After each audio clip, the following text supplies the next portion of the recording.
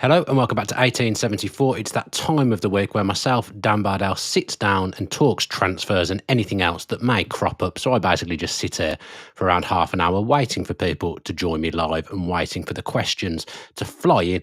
This show is sponsored by Luke Roper, and if you want to get 20% off everything that Luke have to offer, then use the code TVV20 and you'll get your 20% off. So why not go and visit Luke's store and get yourself some new clothes if you have the finance for that at the moment. We do, of course, appreciate the times are hard. I mean, especially when you're waiting to buy Villa season tickets and match tickets as well next season. I appreciate that not everyone will be able to go and buy Luke Roper clothes as well.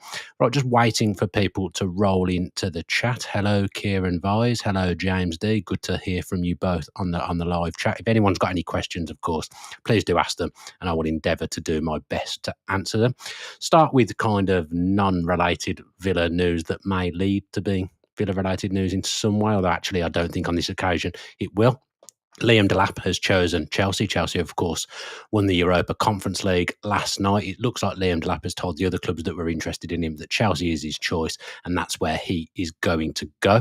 It's not going to be a concern to Villa because Villa weren't in for him anyway, is my understanding of it. I think it was Forest, Newcastle, Manchester United were the other English teams that were looking at him. Did I say Forest? I can't remember if I said it or not. I think Everton were looking at him as well from what people are saying, but nothing from Villa. Villa weren't in for Delap. What, of course, that does mean is usually, especially with goalkeeper and strikers, when one player moves, that's when the transfer domino effect starts to take place. So the Delap going to Chelsea may well start this, although I'm not sure they'll sell Nicholas Jackson. So actually, on this occasion, it probably doesn't do anything because, I'm going to be honest, with all due respect to Ipswich, they've gone down to the Championship. It's not as if they're going to be pulling a striker that's going to start off this massive domino effect. And Hurst was playing towards the end of the season for them anyway, with next season in the Championship in mind. James D, let's have a look. Oh, I've clicked on the wrong one, haven't I? Here we go. Monchi sounds confident about our transfer prospects. Do you share them?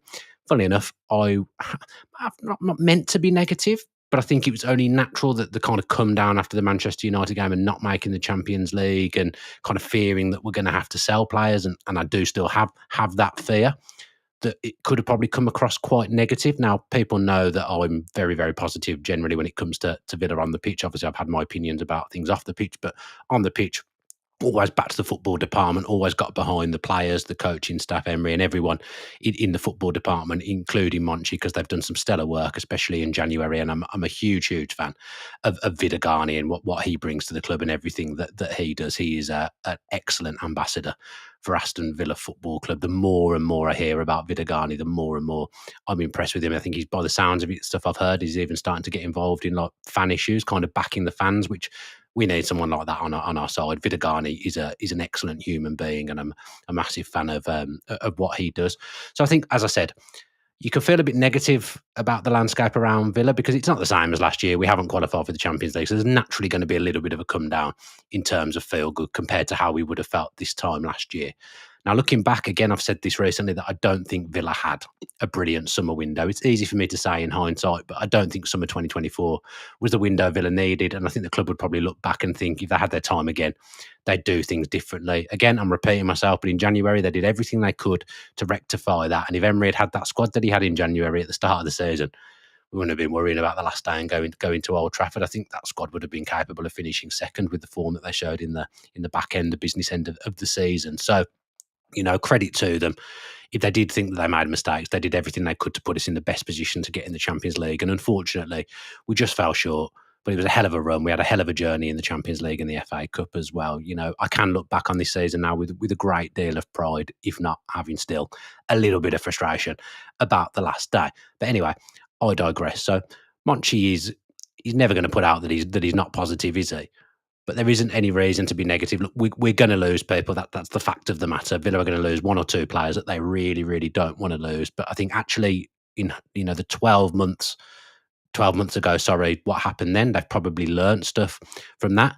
Not being in the Champions League, they're going to build a squad in a slightly different way to what they would have done if we had got into the Champions League, maybe just in terms of numbers. I think they probably won't think that they'll need quite the depth in the Europa League because, as we saw when we're in the Conference League, there'll be more rotation in the group phase of it. Of course, there's 8 games in the group phase like there was in the Champions League. The quality of player that we're going to bring in is probably going to be slightly less, although not necessarily, but you know, the targets that we can go for, some targets they'll know that they want Champions League football, and Villa can't provide that now. So actually, what I am quite excited about is kind of a scouring the market and going for targets who maybe aren't the finished article at the moment, but people, a bit like when we signed Rodgers, that the transfer team have seen something in that we bring in. I mean, look what Morgan Rodgers has turned into. He's Villa's most valuable player now. He's been here 18 months. We signed him for less than 20 million, I think it was. He's worth 100 million at the very least now. So I'm excited about that maybe we're going to try and not just go for the finished article. There might be some gems that come in. I would expect. I've been asking people about Naipan from Rosenborg, and I'm looking to do a show on him soon, just trying to get the right person to come on and have a chat with me about him. Players like that, Naipan, for example, was always going to be in and around the first team if they did sign him. But what the Europa League does is it gives him more games in Europe to be blooded. He's the kind of player that would start for Villa in the Europa League. He might not start every league game, but Villa playing the Europa League, he's going to start. I still expect them to sign Marco Asensio from speaking to people. The fee is so low. The wages aren't a massive problem with Asensio. It might not happen straight away, but if they can move a few people on, I know that Asensio is very, very keen to come back to Villa. And again, someone like him in the Europa League, he's a level above that. He's going to run those games. So that's exciting. So I'm starting to come to terms with where we are now. Obviously, I can't predict what on earth is going to happen at the moment. I have thoughts, as I've just said, of what might happen with certain things. But the dust is settling now. And I'm starting to think, right, this is a good opportunity for Villa next season to be in two competitions where they've got a genuine chance of qualifying for the Champions League. My God, I want us to win a trophy. I'm starting to get excited about those things now. Don't get me wrong, I'd rather be in the Champions League, but I'm starting to think about next season, and all's not lost. There's been a little bit of damage, but Villa have got the best people behind the scenes on the transfer side and on the playing side of things that they could ask for, and they'll do the right things. They'll do what they have to do, but they act in the best interests of Aston Villa, and that's what's constantly happened with the people that work behind the scenes on the pitch. Tom Ryan asking about Rodgers. Do I think he'll be on the way out? Again, I'm probably repeating myself a little bit. I've slight concerns, more so than I would have had probably if we'd have qualified for the Champions League. My concerns come from the fact that, look, as I've said, Villa have to sell players. Villa have to claw a certain amount back for PSR, which is a joke, by June the 30th. Now, the rules aren't made to help Villa. They're made to kind of stall Villa and make Villa stutter. If they're not made for that, that's exactly what they're doing. Villa have sold some excellent players for big money who would be in the squad now and be a benefit to Villa. You think Moussa Diaby, Douglas Luiz and John Duran, they've all gone for relatively big money.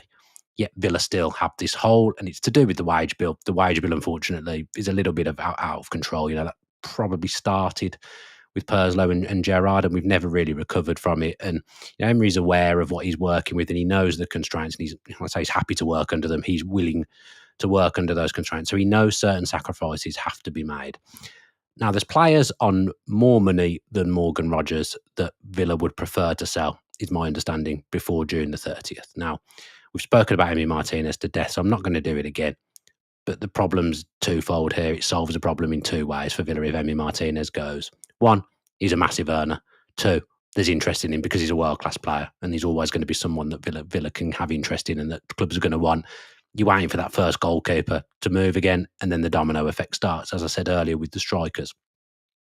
My concern is a deal like that is quite complicated, and like I say, you're waiting on other teams to do stuff, or you're waiting for someone to make that first move. Now, let's say Villa made that first move for a new goalkeeper. They're not going to do that until Emmy Martinez is out the door or as good as out the door. So Villa can't really move first in this situation. It is the domino effect, as I've said. The problem then is that as it's more complicated to do, we get to somewhere near June the 30th and Villa have sold no one that's going to help fill that PSR hole. That then becomes a problem. We know Chelsea's transfer strategy. We know the kind of players that Todd Boehly and Clear Lake like to get in. Young players that they can tie down to big contracts that they think are going to rise in value. Now, if you sign Morgan Rodgers for 100 million, I still don't think he's going to go down in value. I think he's going to either stay where he is or he's going to go up. Chelsea are in the Champions League. Now, Rodgers is very, very happy at Villa. So let's not confuse this with what I'm saying here. Rodgers is more than happy at Aston Villa. If we get to the week before June the 30th and we haven't sold anyone, and Chelsea were to come in with a huge offer for Morgan Rogers, the club would have to consider it.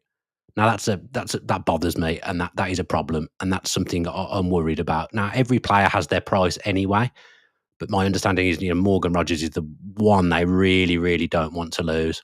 My concern would be we get to that last week, no one's gone, there's a hole, we've got to sell someone by June the 30th. Chelsea come in and say, here's 120 million for Morgan Rogers, we'd like to take him.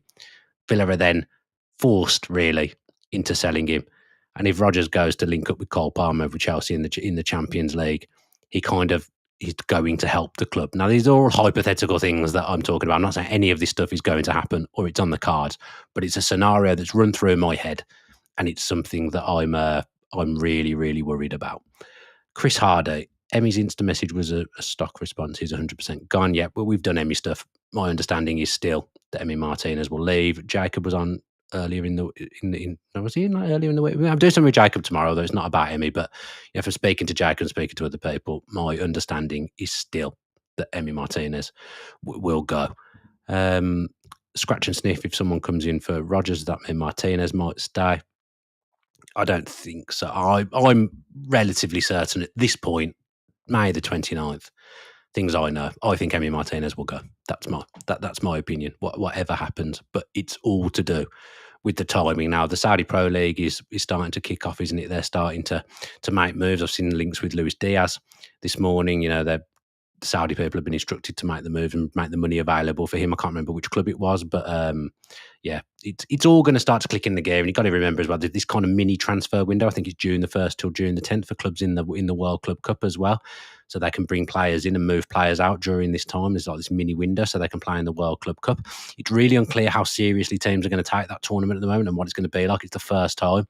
It's going to be really, really interesting to see what happens with that. So keep your eye on June the 1st to June the 10th as well, because things will start to move in that week, I would expect, all across that 10-day period. And then I think we might start to know more.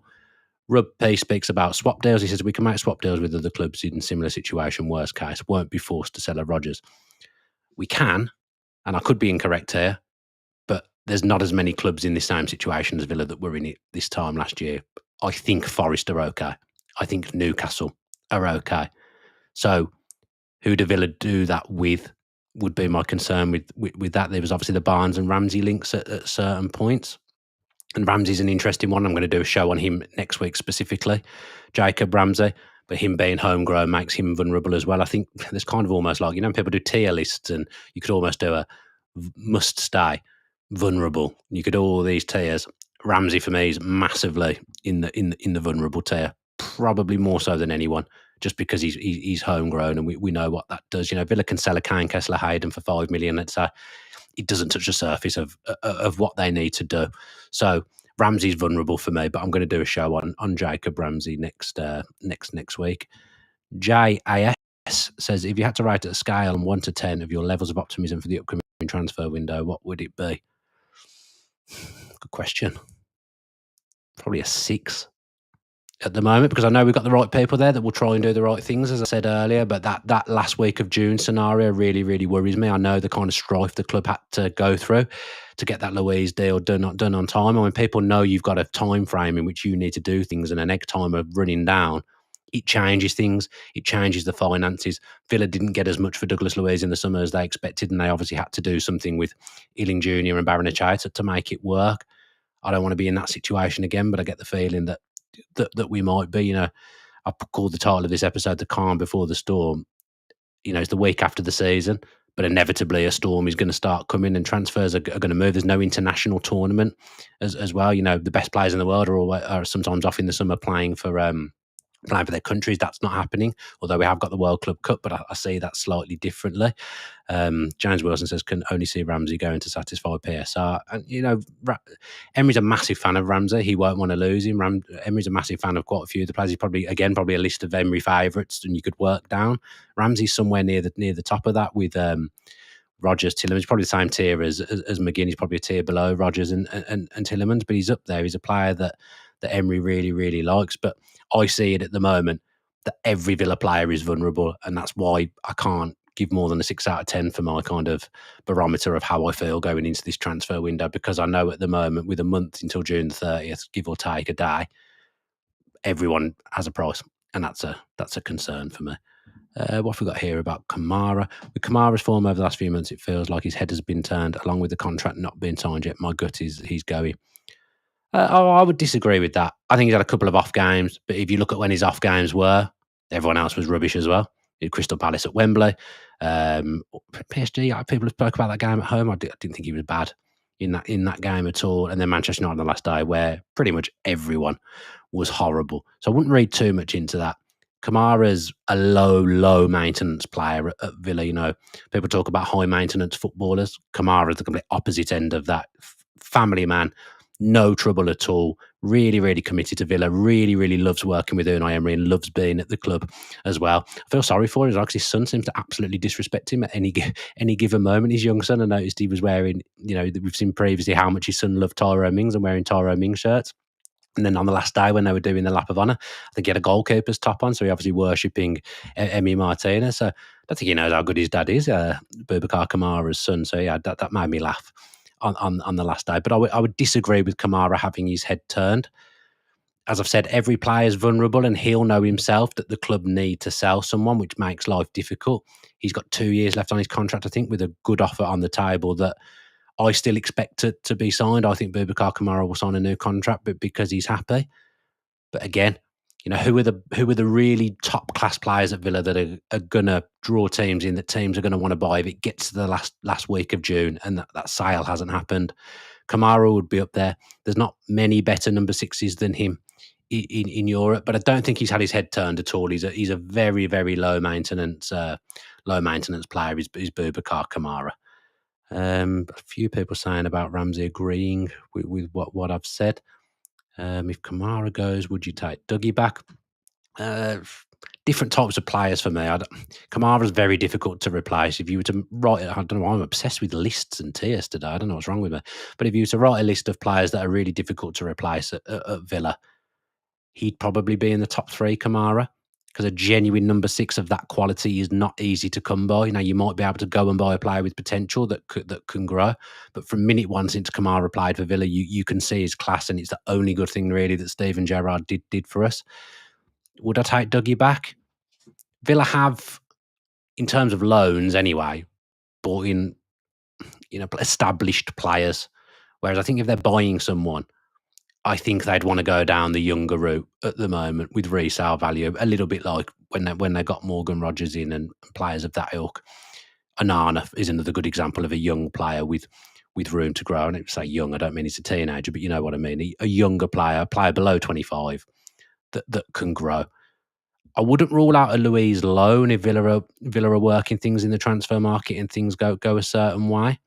But I wouldn't want it to be at the expense of Kamara, because I really think that Kamara is as good as irreplaceable. And if I'm to write down a list, I keep doing it. If I'm to write a list of players that are irreplaceable, I think would be the hardest to replace. I think Martinez would be in the top 3. I think Kamara would be in the top 3. And I think probably, despite people will laugh at me, I still think Watkins in the top 3 as well, because goalkeeper, I think they're the 3 hardest positions, I've got to be honest. Goalkeeper, defensive midfield and striker. They're the hardest ones to get right. And at the moment, through the core of our team, we've got those positions right. And I think it would be really difficult to better that. So, yeah, that's my thoughts. Bloom says we play better with Kamara than without. I would agree with that. I think he's absolutely pivotal. Saul, I know Saul. What are you doing here? Would you say that if next season we're 6+ points off the top 7 come Christmas, there must be questions on Emry? Players these days struggle to listen to one voice for 3+ years. Now, that last part is absolutely true. That the churn in managers is absolutely ridiculous. And, a different voice sometimes does come in and help things. I'm trying to say this without being disrespectful to Villa, because I don't want to do that. We have a manager who currently, where we were when he came in, certainly, is almost, I don't mean above us. I'm struggling to explain this eloquently and well. Emry is a world-class manager, in my opinion, whereas Villa aren't a world-class outfit. He's a top manager, Unai Emery. The players at Villa absolutely know this. And I think one of the things that's good is that players that have been there for a long time, and there is a lot now, and people will say we need to refresh and change that. That's a story for a different day. But there's a lot of players that have been at Villa under probably 3 managers now. No disrespect to Dean Smith, ultimate disrespect to Steven Gerrard. those managers will know what those players will know what Unai Emery has done for the club and done for them. So they'd know the risks of him leaving, if that makes sense. So I don't see that as a problem. Emery is absolutely untouchable. And to go back to my lists analogy again, I write the list of the 3 players. Emery's above that. Absolutely could never dream of losing him. I would rather lose anyone at the club than lose Unai Emery. Sorry, Hercules and people of that ilk who've been at the club for a long, long time. Unai Emery is Aston Villa. The day he goes, you risk it all coming down. You can't lose Unai Emery. He's that important. So even if we were struggling a little bit like we were at Christmas in 2024, never in any trouble for me, Unai Emery, and absolutely he never should be. It's a good point from Bip Gautam here. Says we use 2 UEFA squad spots if we sell both Ramsey and Bogard. I think they stay. As I said, I think Villa will be operating with a slightly smaller squad than they did in the second half of the season post-January. Basically, if you don't register a homegrown player, so let's say Villa didn't have any homegrown players in their squad, and I believe the third goalkeeper spot will be a homegrown slot. So there'll be at least one. You can leave a gap. So if you have a 25-man, 4 of them have to be homegrown, trained by the club between the age of 15 and 21, it is, I think. Thank you, Football Manager. So if we didn't register 4, let's say we didn't have 4 players, you'd just do a squad of 21. You have to have a certain amount of players that are trained in your nation, which Villa have got. But, I understand what you're saying, but also on the flip side of that, if Villa didn't have anyone, they'd just name a 21-man squad, and then they'd have players under 21 that could facilitate that. So I get the point completely, but also if they were to go from the registration point of view, the club I don't think would look at it as being the end of the world because of the reasons I've said. Connor Mulrennan says, personally, I think Tielemans goes to Saudi before Kamara goes.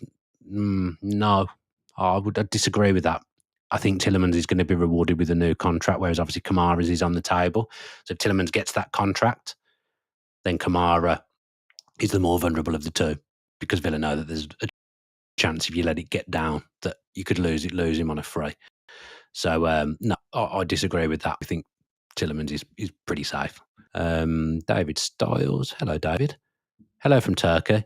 Finding a holiday a good way to decompress after a challenging but great season. Always get the fact. I mean, this seems a little bit like David just wants to rub in that he's on holiday. So I do hope you're having a nice time, David, because you're very, very supportive of the channel, and I really appreciate that. But also, I'm very, very jealous that you're on holiday, and I've got to wait a few months for my holiday to come, and I feel very tired at the moment. I would really, really like a holiday, as I'm sure we all would.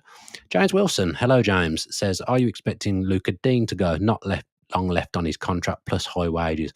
Now, this would be the 3rd summer in a row, if I did expect him to go, that I expected Luca Dean to go. Now, that man has got some resilience and has been a really, really good player for the club, actually. I was never keen on him under Gerrard and early Emery, but the work that's been done with him and the work he actually has put in himself, he's been absolutely brilliant. Left back is a very strong department for Villa with him and Maatsen, but it was clear towards the end of the season that they want Maatsen to be the number 1 left back.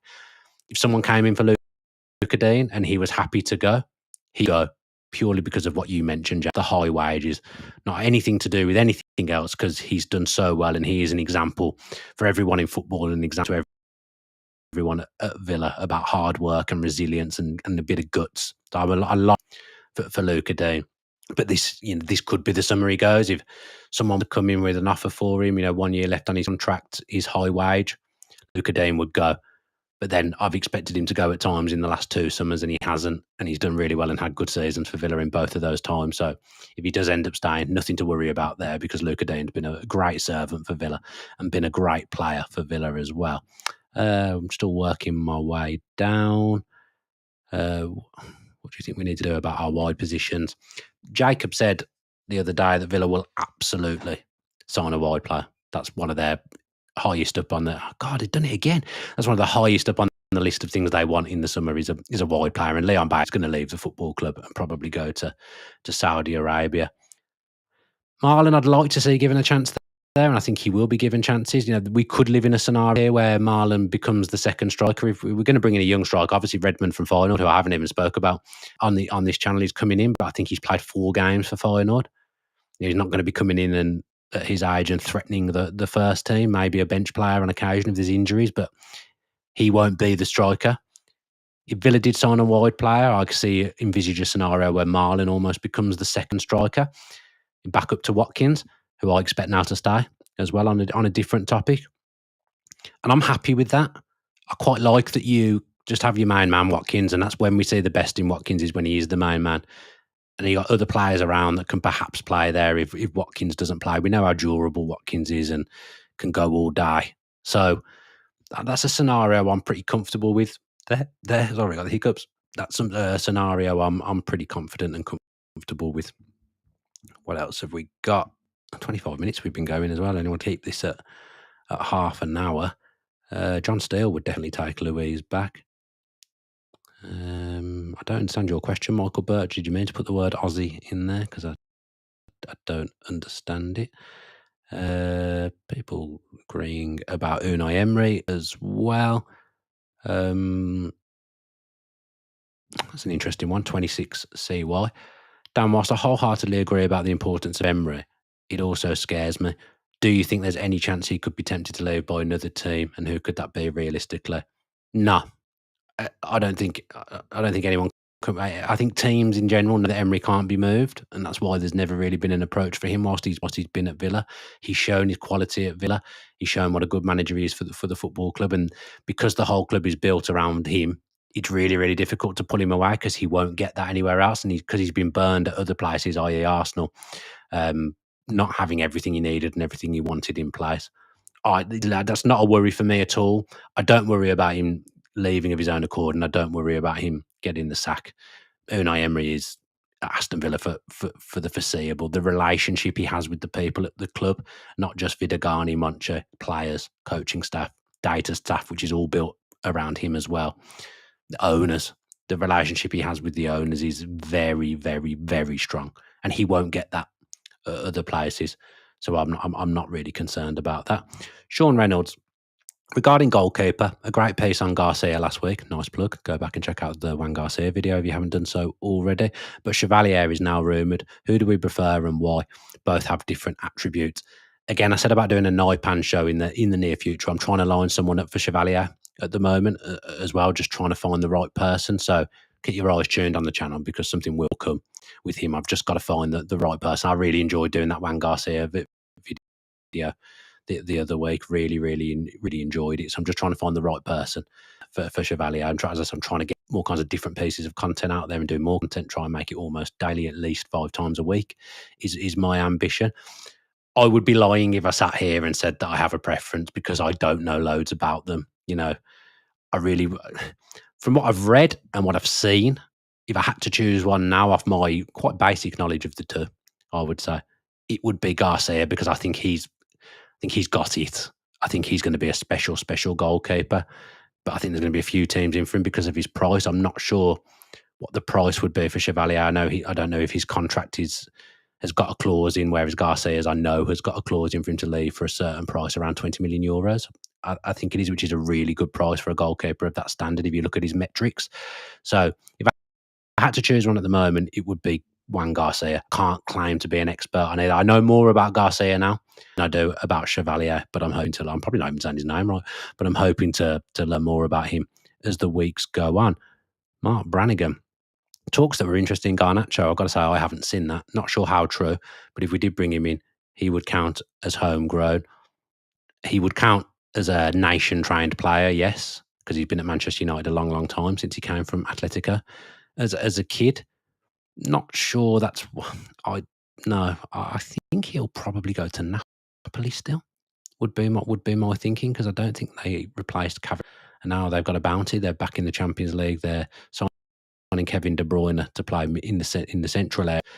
I think he still might go to Napoli. He might. His friend Scott McTominay, and well done to him, by the way. Best player in Serie A. That's an incredible achievement. Had an incredible season. I think he'll probably look to go there and then come back to the Premier League one day, perhaps. I don't see him making a Premier League move, but I've been wrong before, so I could very well be wrong again.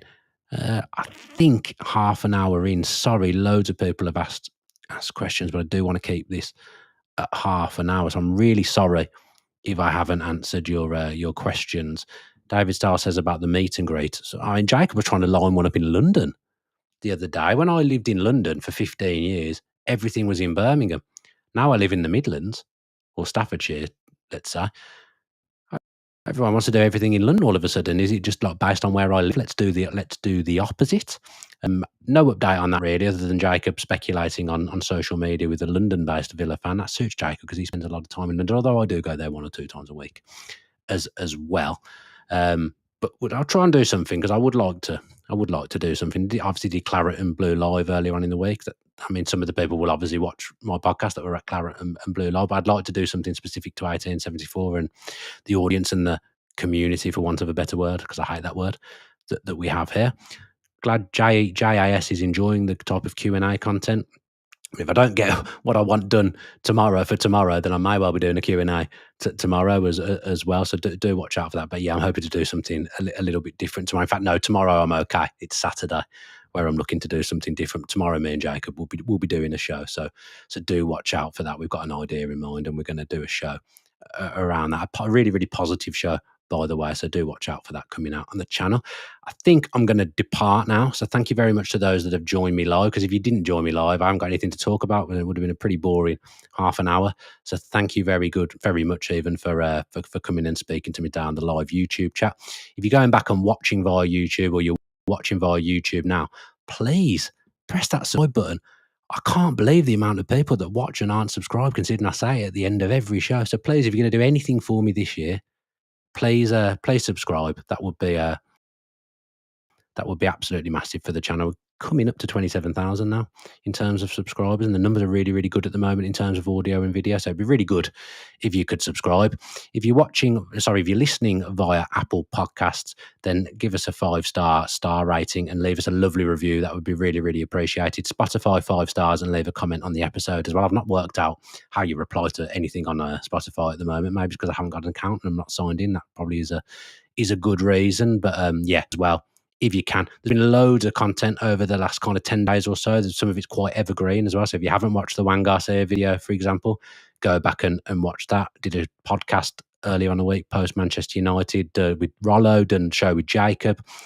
On Tuesday, I think we did that as well. So there's plenty of content, plenty to come as well. Especially, I really enjoyed actually the different stuff that we did last week around power forward and Juan Garcia. So go back and watch that and listen to that if you haven't done so already. I'm going to go. I'm going to stop rambling. Only one thing left to say. If you're on holiday, have a nice holiday. David Styles, I'm talking to you. Whatever else you're doing today, have a nice day. And as ever, up the Villa.